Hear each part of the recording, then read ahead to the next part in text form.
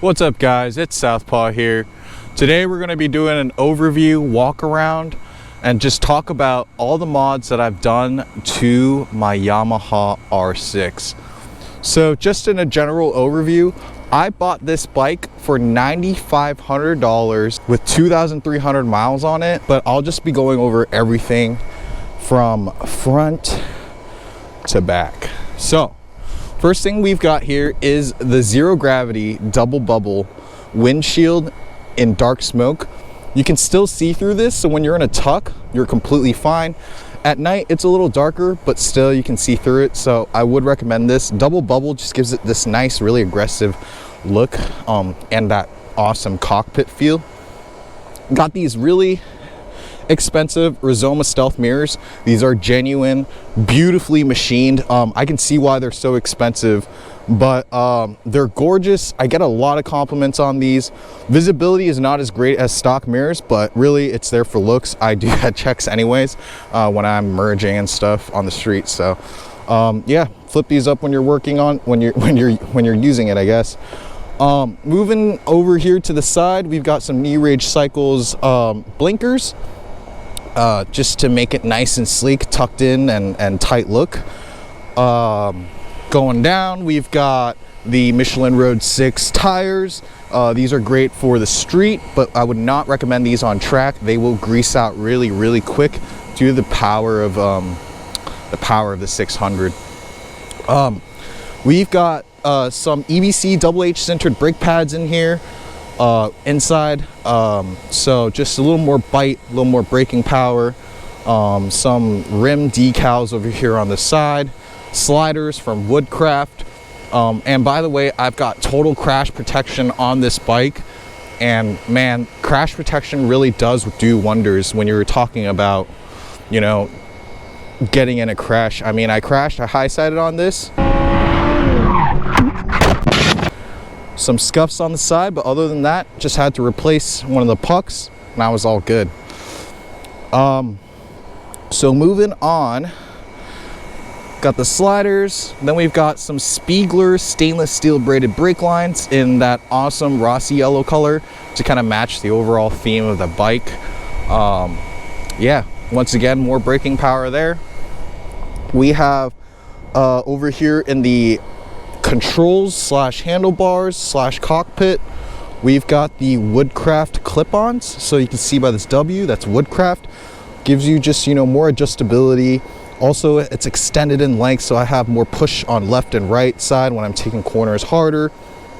We have this awesome GPR stabilizer just, you know, for the wobbles. And then we have also a Quadlock that is mounted to the steering stabilizer. So there's a ball right here, it's attached, motion vibration dampener and everything, so you can not mess your iPhone camera up. Domino grips, super cheap, I love them, grippy, and they don't wear through very quickly and cheap. So yeah, Domino grips. Then we've got these driven lever guards, mostly for track applications, but really I got it because it made the bike look even more aggressive. So yeah, driven track racing guard lever guards. We've got TST levers over here, brake and clutch. These go for about, I think, 130 or 140 for a set, whereas if you're going for the competitors, ASV or CRG, it's going to be more expensive, probably 130 for each side. So similar quality, you know, but half the price, so I would recommend these as well. Moving on to, you know, the side, we have the TST Industries Wometech frame sliders. This is actually my second set. I went through the first set because I crashed, but they're amazing sliders, did the job perfectly. Also have some GB Racing engine covers. Once again, ate some damage from the crash. So I would really recommend you guys to get, you know, that complete crash protection for your bike, because that initial investment is really going to save you a lot down the road. Inside here, we also have a, I believe it's a BMC filter, just more airflow. We also have this driven halo fuel cap and the fuel base attached to this as well, blue to match the rest of the rest of the bike. TechSpec snakeskin tank pads, just for that more of that grip when you're turning, and you can cinch yourself down into that pad, more grip. And then a Pro Grip tank cover from Amazon right here. I do want to mention that the ECU is tuned by Two Wheel Dyno Works. Great company. They do amazing work. They're passionate about motorcycles, and if you ever have any questions, reach out to them. But they make amazing ECU Flash rear sets. Once again, driven racing. These are driven racing rear sets, adjustable, and you can adjust them to your liking, how aggressive you want it to be. Down here we've got the highlight of the bike, the Akrapovic titanium full system exhaust. This thing is gorgeous. It sounds so good.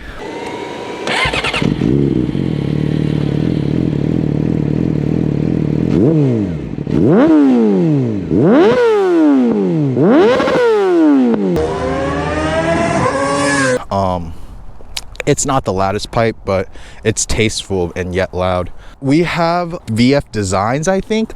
I'll double check, but we have these rear lights over here. They're actually stick-ons, and what they do is it creates this really nice, like, Ducati Panigale look with that rear, and they actually work on left and right. So when you're blinking, see, blink left, boom, you got left. And we're actually like around like sunset hours, golden hour, so it's still pretty bright. You can still see it. And then we also have New Age cycles, blinkers, and fender delete and at the back as well. So we're tucking that plate down low. But I love that. It gives it more of a nice wing like Ducati look. Stock sprockets, stock chain. Like I said, fender delete from New Age cycles. We've got, once again, driven rear sets over here on this side as well, and a Translogic up and down quick shifter auto blipper, butter smooth. I mean, this is the recommended go-to, I think probably most expensive quick shifter that you can get, and you get what you pay for it. I mean, it is butter smooth. It is so nice. So if you're looking for a quick shifter, definitely go for the Translogic. GB racing covers on this side as well. Sliders on this side, same thing, blah, blah, blah, blah, blah. We've also got a rear, how do I say this? Rear seat delete, seat cowl. Was looking for a stock one, but nothing that was in stock. So eventually I just ran out of patience and got an aftermarket one. Color is slightly off, but it's not super noticeable unless you get really up close to it. But yeah, this is the bike. Yamaha R6, the blue and black colorway. It's like sharp because you've got that blue, but it's low key because you got that black. I don't want something that's super loud, but I also don't want something that's like super understated either. So I think this is the perfect blend. We got a little bit yellow to make it pop. And yeah, if you guys have any questions about my R6, feel free to reach out to me. Yeah, Southpaw out.